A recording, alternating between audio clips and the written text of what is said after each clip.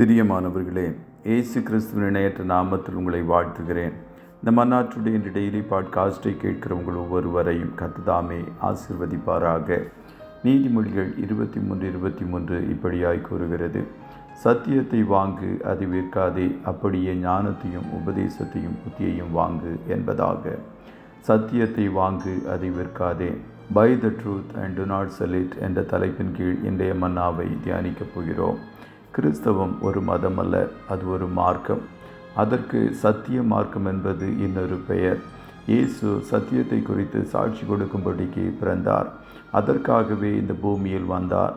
சத்தியவான் எவனும் அவருடைய சத்தத்தை கேட்கிறான். அவருடைய வசனம் முழுவதும் சத்தியமாய் காணப்படுகிறது. உலகத்தில் அநேக புனித நூல்கள் காணப்பட்டாலும் நம்முடைய வேதமே சத்திய வேதம். நம்மோடு ஐக்கியமாய் இருக்கும் ஆவியானவருக்கு சத்திய ஆவியானவர் என்று பெயர். அவர் நம்மை சகல சத்தியத்திற்குள்ளும் நடத்துகிறவர். ஜீவனுள்ள தேவனுடைய சபையும் சத்தியத்திற்கு தூணும் ஆதாரமுமாய் காணப்படுகிறது. கர்த்தருடைய பிள்ளைகள் சத்தியத்தை வாங்குகிறவர்களாய் காணப்படுங்கள். சத்திய வசனத்தை வாசித்து அதை கேட்டு அதன்படி வாழ்ந்து உங்கள் வாழ்க்கையை கட்டியெழுப்புங்கள்.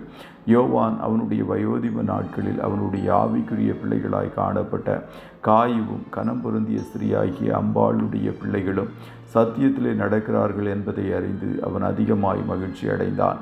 சத்தியத்திற்கும் பொய்க்கும் யுத்தம் நடந்து கொண்டிருக்கிறது. பொய் எப்போதும் கவர்ச்சியாகவும் இன்பமாகவும் இருப்பதனால் அநேகர் பொய்யை நம்புகிறார்கள்.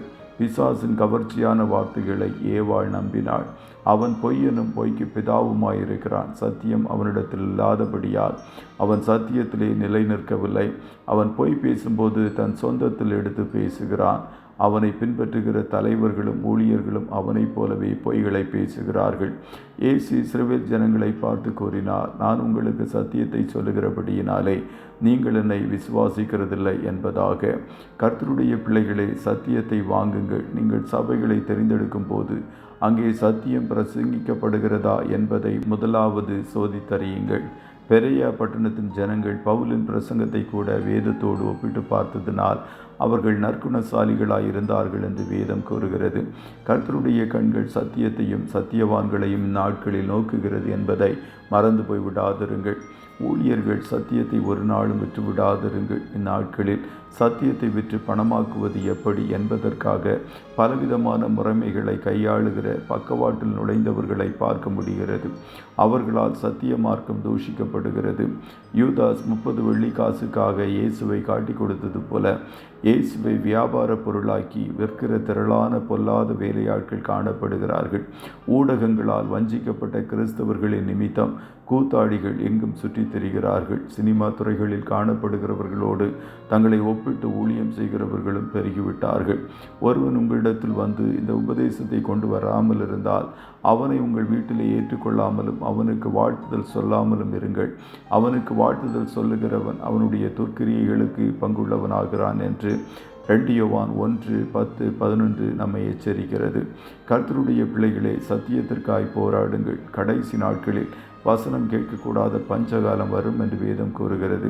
அந்த நாட்கள் இந்நாட்களாய் காணப்படுகிறது. கர்த்தருடைய துப்புரவான வார்த்தைகளில் வளர உங்கள் ஒவ்வொருவருக்கும் கர்த்தர் கிருபை பாராட்டுவாராக. ஜெபம் செய்வோமா? நல்ல தகப்பனே, உம்மை நன்றியோடு துதிக்கிறோம். இந்த மன்னாற்றுடைய டெய்லி பாட்காஸ்டை கேட்கிற உடைய பிள்ளைகளை ஆசீர்வதியும்.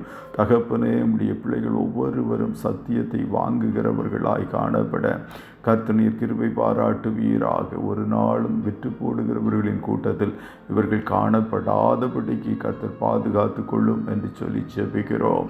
இன்றைய தினம் உம்முடைய பிள்ளைகள் கையிடுகிற எல்லா வேலைகளையும் ஆசீர்வதியும். கர்த்தருடைய ஓங்கிய புயமும் பலத்த கரமும் உம்முடைய பிள்ளைகளோடு கூட இருப்பதாக. நன்மையான எந்த ஈவும் பூரணமான எந்த வரமும் ஜோதிகளின் பிதாவிடத்திலிருந்து இறங்கி வருகிறது என்ற வார்த்தையின்படி உம்மிடத்திலிருந்து இறங்கி வருகிற நன்மையான ஈவுகளினால் கிருபைகளினால் உம்முடைய பிள்ளைகளை ஆசீர்வதிப்பீராக. காரிய சுத்தியை உண்டு பண்ணும் போக்கிலும் அறத்திலும் உடனிரும். ஆட்டுக்குட்டியானவருடைய இரத்தத்தை ஒவ்வொருவர் மேலும் தெளிக்கிறேன். இயேசுவின் நாமத்தில் ஜெபிக்கிறோம் நல்ல பிதாவே. ஆமென்.